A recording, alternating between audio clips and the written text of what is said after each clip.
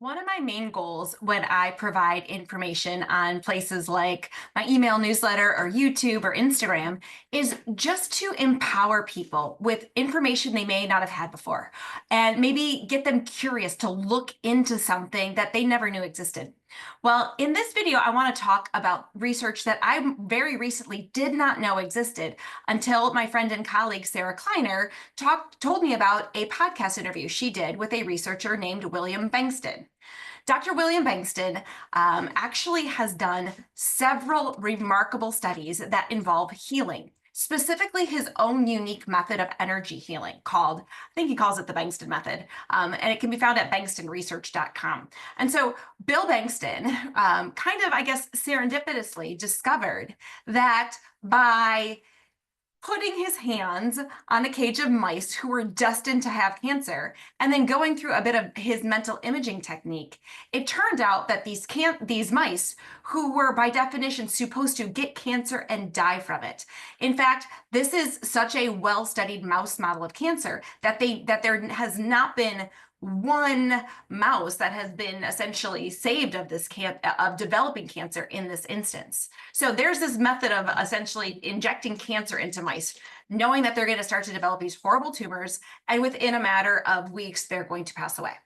And so Bill decided to use this very well-studied model of cancer in mice to see if his energy healing technique could be efficacious in helping these mice at all.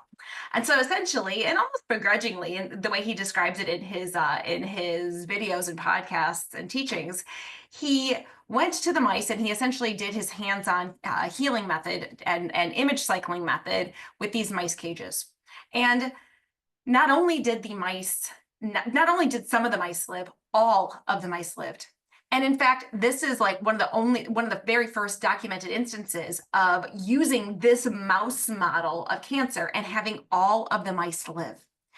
Not only did all of the mice live, but they actually were immune to cancer thereafter. So you could essentially inject them again with these cancer-causing agents, and the mice would never develop cancer.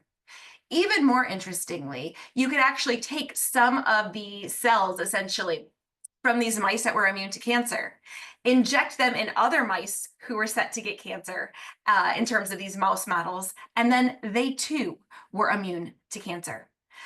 I'm not going to even come close in this particular video to talk about what I think might be going on here. And in fact, I do think there's some interplay between perhaps the image cycling and the intention and the water in the mice, specifically impacting the mitochondria in the mice. I mean, I think there are some things at play that I'm not going to dive into right here.